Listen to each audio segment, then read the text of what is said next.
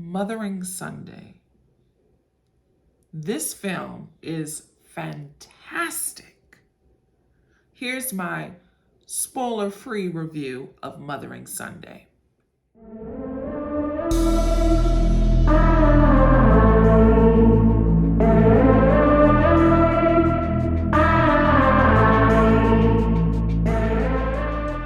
So Mothering Sunday is an adaptation of Graham Swift's novella with the same name. The screenplay was written by Alice Birch, who's a story editor on the successful hit HBO show Succession. The director was Eva Husson. So honestly, this film is not for everyone. If you like period dramas, if you like films that deal with unrequited love or forbidden love, I think you'll enjoy this one. It's rated R, and it should be, and has a runtime of 1 hour and 44 minutes. I think Sony should have done a better job campaigning for this film. I think Sony should have done a better job campaigning for this film to get Best Picture consideration. Now, there was some campaigning, really should have gone harder. This is exceptional filmmaking. So the basic premise is a housemaid must sulk in silence as her secret lover leads a double life, the one predestined for elites like him to study law and marry a family friend from his same wealth class. Most of this story unfolds on Mother's Day in 1924. So Jane longs to be an author and extorts inspiration vicariously from the experiences her secret lover shares with her and from her elite employers, whom she both admires and pities. This film is a stunning portrait of class, mourning, facades, impenetrable desires, and predestination. The cinematography is picturesque. The 20s were encapsulated so well by director of photography Jamie Ramsey. The dialogue is eurythmic, purposely versed like sonnets, flowing with the exquisite score by Morgan Kibbe. Her score is sonically masterful, which really set the tone and elevated every scene. The pacing lingers intentionally like unrequited love, like those stolen moments with secret lover or crush that you hold on to as long as possible. I appreciated the rhythmic pace of this film. The story unfolds like the reader indulging in a salacious novel. Josh O'Connor and Odessa Young are exceptional in this film. They gave phenomenal performances.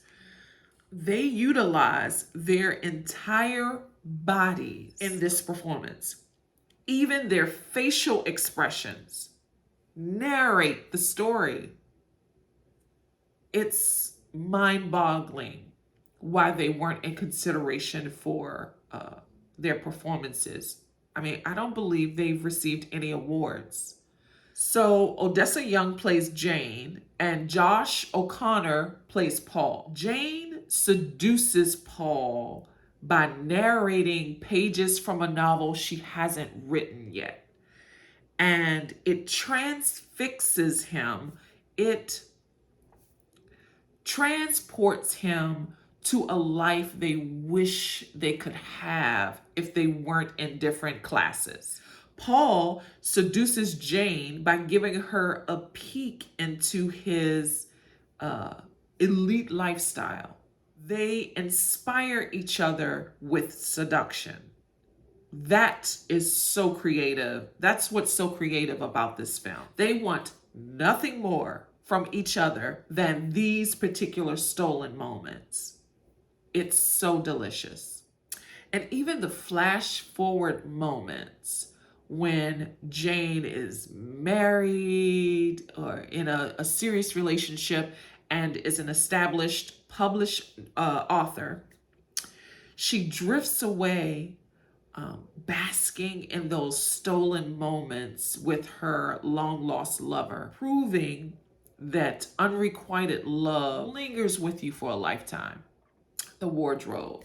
The wardrobe department did a stellar job draping these characters in 1920s aesthetic. The costumes were gorgeous. Now, there's a lot of nudity, but it's done artistically. And I know everybody says that as an excuse for nudity. This is not overt. They use their bodies for vulnerability purposes. It shows how vulnerable you are when you're stripped down, and that money doesn't matter when you're naked. Money doesn't matter at this point. Wealth and class, that you're equal, and that class is irrelevant when you're naked. It shows how power dynamics, it also shows how power dynamics shift when you're naked. So a housemaid who's inferior in public to her wealthy secret lover, in public, he holds the power.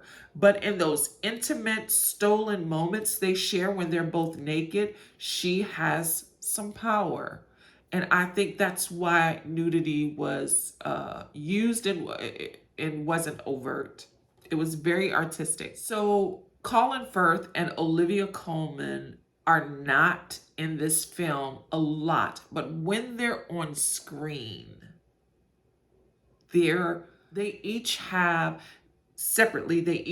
these powerful, gut-wrenching scenes that are so pivotal in the story.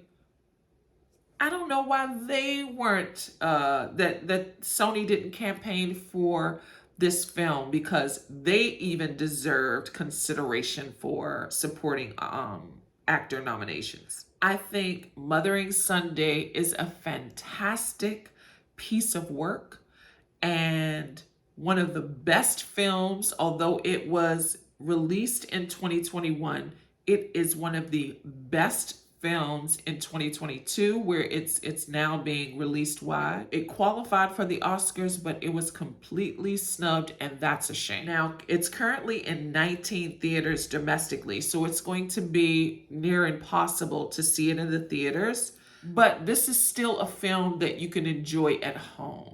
So if you can find it on demand, see this film, especially if you like period pieces, like period dramas. This is one of the best done. This is a fantastic film. On a grading scale, I rate this film an A+. Mothering Sunday is fantastic. Well, if you stuck around this long, thank you so much. I certainly appreciate you. Please consider liking, commenting, sharing, and subscribing. And until next time, peace.